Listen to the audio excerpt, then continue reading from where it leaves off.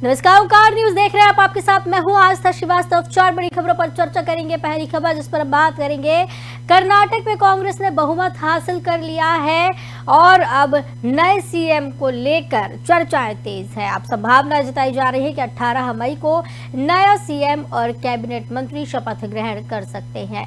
आलाकमान ने आज सिद्धारमैया और डीके शिव कुमार को भी दिल्ली बुलाया है।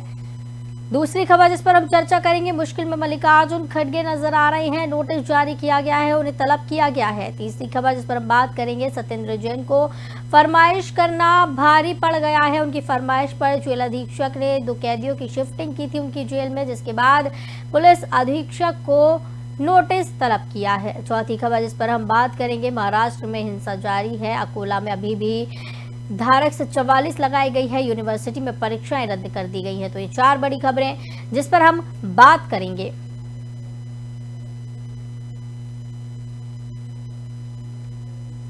पहली खबर पर हम बात करेंगे, कर्नाटक में कांग्रेस ने बहुमत हासिल कर लिया है। इसके बाद वो मोदी सरकार बनाने की तैयारियों में है। तो बता दें कि कर्नाटक में कांग्रेस सरकार बनाने की तैयारियां चल रही हैं। हालांकि पार्टी में अभी सीएम के नाम पर सहमति नहीं बन पाई है, लेकिन बताया जा रहा है कि विधायक दल की जो बैठक है उस पर आलाकमान पर फैसला सौंपा गया है। आलाकमान की तरफ से फैसला किया जाएगा कि मुख्यमंत्री कौन बनेगा कर्नाटक का। इसी बीच में सूत्रों ने कहा कि कर्नाटक के नए मुख्यमंत्री और कैबिनेट 18 मई यानी कि गुरुवार को शपथ ले सकते हैं। सूत्रों के मुताबिक शपथ ग्रहण कार्यक्रम में गांधी परिवार और राष्ट्रीय कांग्रेस प्रमुख मल्लिकार्जुन खड़गे इसमें शामिल होंगे। कांग्रेस ने शपथ ग्रहण समारोह में शामिल होने के लिए सभी समान विचारधारा वाली पार्टियों को भी निमंत्रण भेजा है। कर्नाटक में नई सरकार के गठन पर करीबी से नजर रख रहे सूत्रों ने कहा कि कर्नाटक कैबिनेट की अंतिम रूपरेखा 1 या 2 दिन में आकार ले लेगी। तो आपको बता दें कि इसी बीच में सिद्धारमैया दिल्ली पहुंचे और उन्होंने कहा कि मुझे सीएम बनाना चाहते हैं कांग्रेसी, और साथ ही साथ डीके शिव कुमार को भी दिल्ली बुलाया गया है। हालांकि पहले उन्होंने दिल्ली जाने से इनकार किया था, लेकिन बाद में उन्हें दिल्ली बुलाया गया है। तो आपको बता दें कि कर्नाटक में सीएम के नाम पर हालांकि भी सस्पेंस बरकरार है, लेकिन कहा जा रहा है कि आज दिल्ली में जिस तरीके से मंथन चल रहा है, जल्दी सीएम का फैसला हो जाएगा। 18 मई को नए सीएम और कैबिनेट मंत्री शपथ ग्रहण कर सकते हैं। संभावना जताई जा रही है कि सिद्धारमैया और डीके कुमारस्वामी,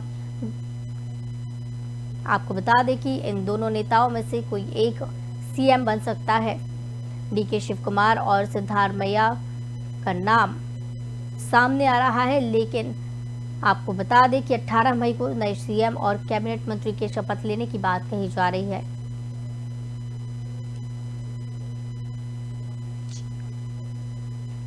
इस खबर पर चर्चा के लिए एचयू पाटिल संवाददाता हमारे साथ जुड़े हुए हैं। पाटिल, जिस तरीके से कर्नाटक में कांग्रेस सरकार बनाने की ओर बढ़ रही है, सीएम हालांकि सस्पेंस में भी बरकरार है, क्या लगता है, क्या संभावना जताई जा रही है? सिद्धारमैया डीके शिव कुमार दोनों को ही बुलाया गया है दिल्ली। आस्था जी, मैं आपको बता दूं कि सुबह 10 बजे जो चार्टर प्लेन में सिद्धरामैया जी और स्पीकर जमीर अहमद एक विधायक के साथ उन्होंने वहां पर चले दिल्ली जो एआईसीसी के दफ्तर पर चले गए। आज जो सिद्धरामैया को दिल्ली जाते हुए डीके शिव कुमार ने दिल्ली जाने के लिए मना कर दिया था, तो डीके शिव कुमार ने केसी वेणुगोपाल को फोन से बात कर बताया था कि अगर मुझे सीएम का स्थान देंगे तो मैं दिल्ली से रवाना करूंगा, अगर आप नहीं देंगे तो मैं इस कैबिनेट में भी मंत्री बनने के लिए मैं इच्छा नहीं करूंगा। इस तरह की बातचीत हो गई थी, लेकिन 3 बजे के बाद जो डीके शिव कुमार ने अपना रुख बदल लिया है। अब 4:15 पर चार्टर प्लेन में अपने 30 विधायकों के साथ की ओर रुख किया है। पिछले दिनों जो विधायकों की जो बंधन बैठक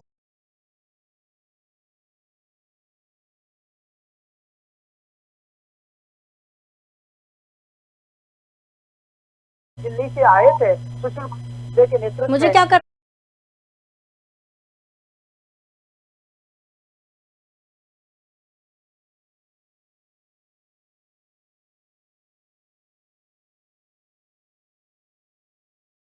धन्यवाद हमारे साथ जुड़ने के लिए और ज्यादा जानकारी के लिए। तो आपको बताते चले कि 18 मई को नए सीएम और कैबिनेट मंत्री की शपथ लेने की खबरें सामने आ रही हैं। साथ ही साथ सिद्धारमैया का भी इस दौरान बयान सामने आया कि कांग्रेस विधायक कुछ मुझे सीएम बनाना चाहते हैं। कर्नाटक में सीएम के नाम पर सस्पेंस बरकरार है। कौन यहां सीएम बनता है ये देखने वाली बात होती, क्योंकि सिद्धारमैया और DK शिव कुमार दोनों को ही दिल्ली बुलाया गया है। आलाकमान फैसला करेगा कि कर्नाटक में कौन सीएम होगा।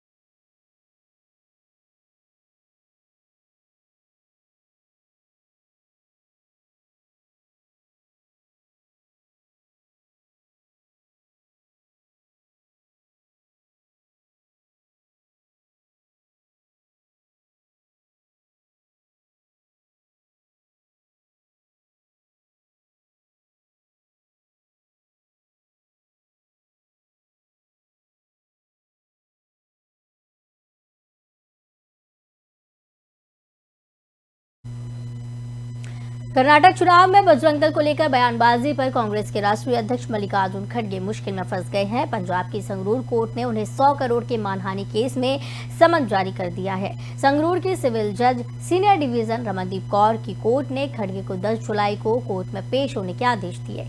खड़गे पर यह कार्रवाई हिंदू सुरक्षा परिषद बजरंग दल हिंद के फाउंडर हितेश भारद्वाज की पिटीशन के बाद हुई है।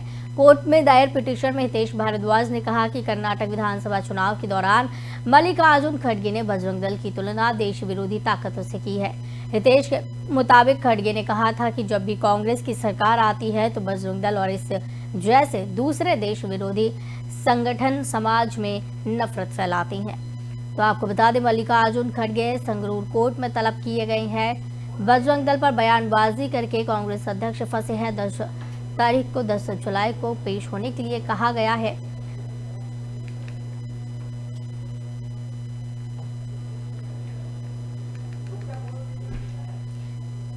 संगरूर की सिविल जज सीनियर डिवीजन रमनदीप कौर की कोर्ट ने खड़गे को 10 जुलाई को कोर्ट में पेश होने के आदेश दिए हैं। खड़गे पर यह कार्रवाई हिंदू सुरक्षा परिषद बजरंग दल हिंद के फाउंडर हितेश भारद्वाज की पिटीशन के बाद हुई है। कोर्ट में दायर पिटीशन में हितेश भारद्वाज ने कहा कि कर्नाटक विधानसभा चुनाव के दौरान मल्लिकार्जुन खड़गे ने बजरंग दल की तुलना देश विरोधी ताकतों से की है। हितेश के मुताबिक खड़गे ने कहा था कि जब भी कांग्रेस की सरकार आती है तो बजरंग दल और इस जैसे दूसरे देश विरोधी समाज में नफरत फैलाती हैं।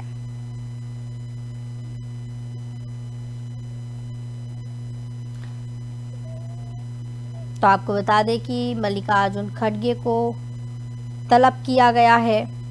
इस दौरान संगरूर कोर्ट में उन्हें तलब किया गया है। संगरूर कोर्ट आने के लिए उन्हें कहा गया है। 10 जुलाई को उन्हें बुलाया गया है। 100 करोड़ के मानहानि केस में समन उन्हें मिला है। बजरंग दल पर बयानबाजी कर कांग्रेस अध्यक्ष फंस गए हैं और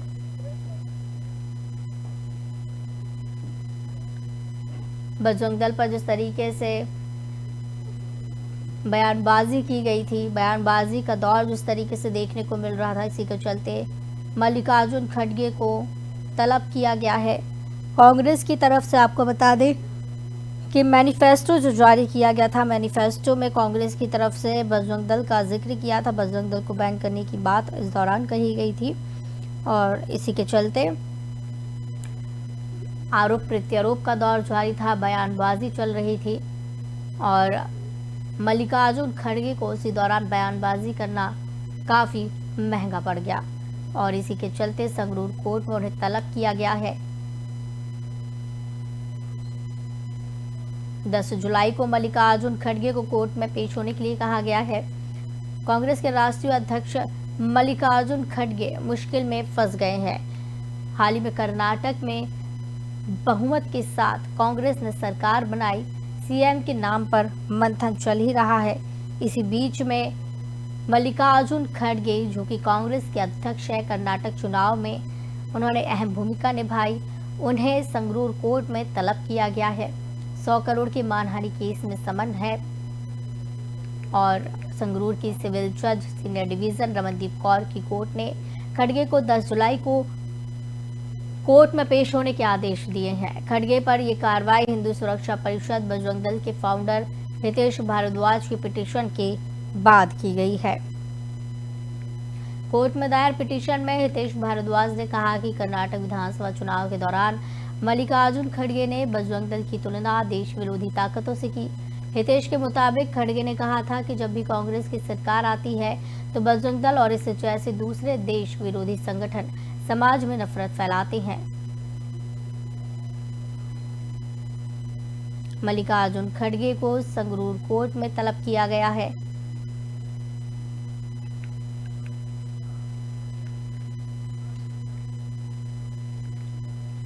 इस खबर पर ज्यादा जानकारी, ज्यादा चर्चा के लिए कुमार श्रीकांत वरिष्ठ पत्रकार हमारे साथ जुड़े हुए हैं। श्रीकांत जी, मल्लिकार्जुन खड़गे को संगरूर कोर्ट में तलब किया गया है। अभी कर्नाटक में उन्होंने बहुमत के साथ सरकार बनाई है और उसके सीएम के नाम का ऐलान भी नहीं हो पाया और उसके पहले ही मल्लिकार्जुन खड़गे पर यह तलवार लटकने लगी है। क्या इससे कांग्रेस की मुश्किलें बढ़ सकती हैं? देखिए, इसे पॉलिटिकल वेंडेटा के तौर पर भी देखा जा सकता है और इस तरीके से भी देखा जा सकता है कि जिस तरीके से वर्तमान में कांग्रेस जैसे ही उसका उभार शुरू हो रहा है, जिस तरीके से कर्नाटका में कांग्रेस जीत चुकी है और सीएम के चेहरे के लिए दावपेच चल रहा है, एंड वक्त अगर इस तरीके से देखा जाए, ऐसा समझ मिलता है और उनको कोर्ट में हाजिरी होने की बात भी आती है, तो इससे राजनीतिक एक तरीके से होगी और चीजें बयाएंगी। लेकिन बड़ा सवाल ये है कि क्या उसे कांग्रेस बड़े पैमाने पर बुला पाती है?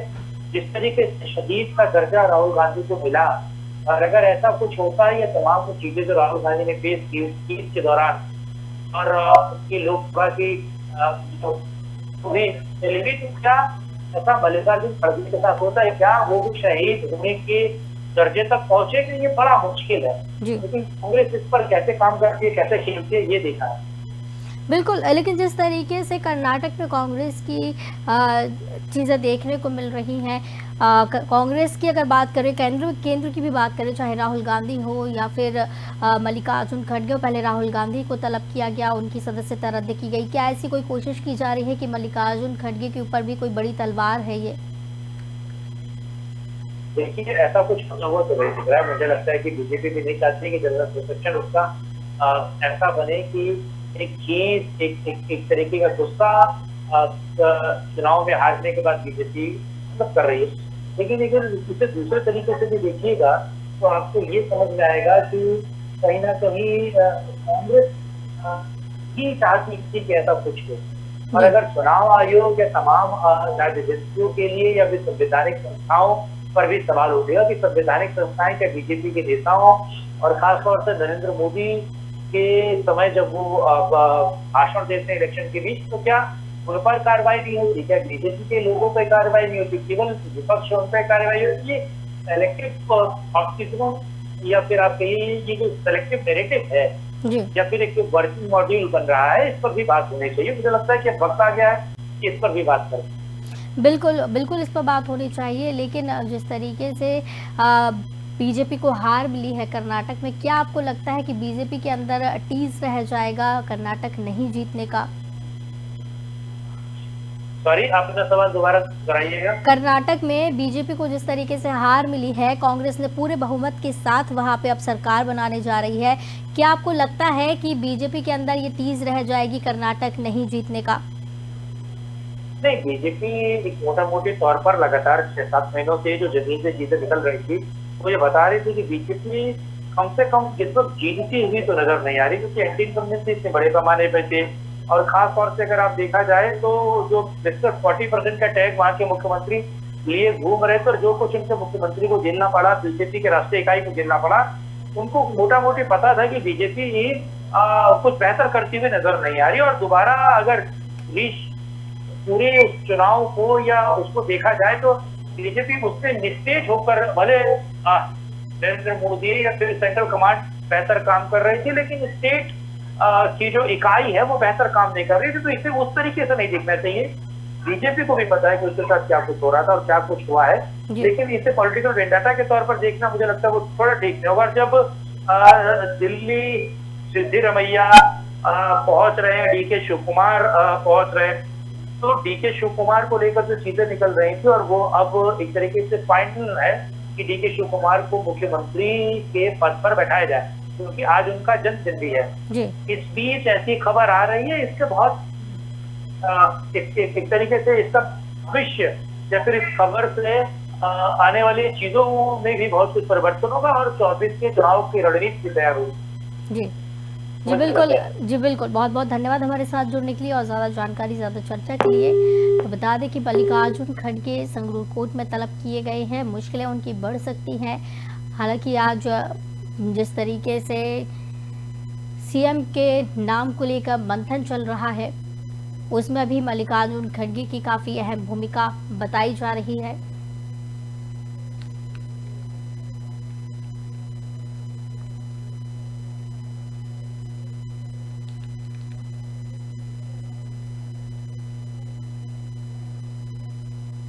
दिल्ली की तिहाड़ जेल में बंद दिल्ली के पूर्व मंत्री सत्येंद्र जैन की बैरक में 2 अन्य कैदियों को शिफ्ट करने के मामले में जेल प्रशासन की ओर से अधीक्षक को कारण बताओ नोटिस जारी किया गया है।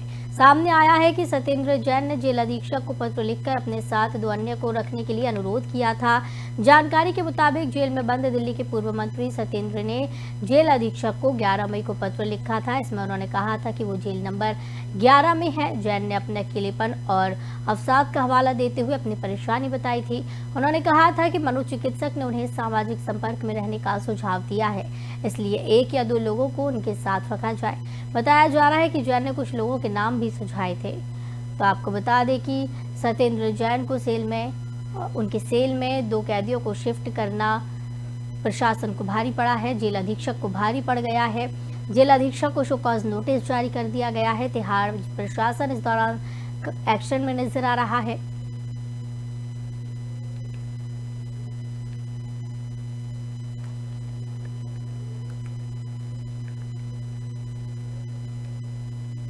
महाराष्ट्र के अहमदनगर और अकोला शहर में हिंसा से तनाव बना हुआ है। अहमदनगर के शहर शेवगांव में 2 पक्षों के बीच पथराव की घटना सामने आई।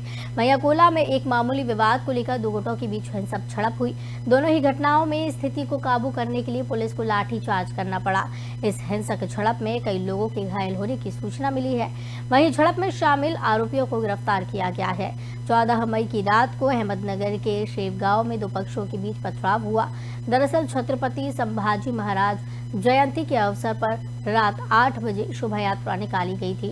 तभी अचानक एक समूह ने पथराव कर दिया। दूसरे समूह के मुताबिक पहले धार्मिक स्थल पर पथराव किया गया, जिसके जवाब में जुलूस पर पथराव हुआ। इसको लेकर दोनों पक्षों में पथराव होना शुरू हो गया। अफरा तफरी के बीच लोगों को अपनी दुकानें बंद करनी पड़ी। वहीं भीड़ ने तोड़फोड़ की और कुछ दुकानों पर भी हमला किया। स्थिति को काबू में करने के लिए पुलिस को लाठीचार्ज करना पड़ा। इस मामले में अब तक 102 लोगों के खिलाफ मामला दर्ज किया गया है।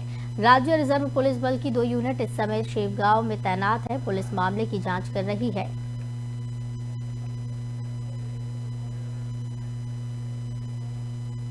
तो 4 बड़ी खबरों पर हमने चर्चा की। पहली खबर जिस पर हमने बात की है, संभावना जताई जा रही है कि 18 मई को कर्नाटक को नया सीएम मिल जाएगा और नए सीएम और कैबिनेट मंत्री शपथ लेंगे। दूसरी खबर जिस पर हमने बात की, मुश्किल में मल्लिकार्जुन खड़गे नजर आ रही हैं, उन्हें संगरूर कोर्ट से तलब किया गया है। तीसरी खबर जिस पर हमने बात की है, सत्येंद्र जैन की फरमाइश करना जेल अधीक्षक को भारी पड़ गया है। महाराष्ट्र में हिंसा को लेकर भी हमने बात की है। तो फिलहाल मेरे साथ इतना ही। आप देखते रहिए ओंकार न्यूज़। नमस्कार।